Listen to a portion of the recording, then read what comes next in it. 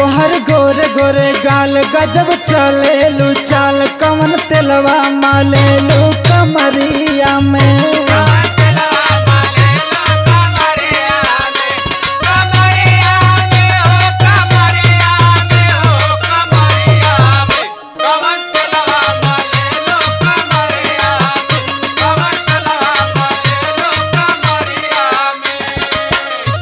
यही से कहली कि 2-4 ले पढ़ला तो नाही तू तो पुलिया गोरबा।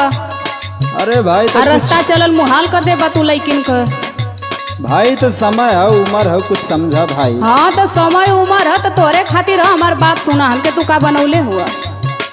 अपन आदत सुधार हमसे बोला ना दोबारा।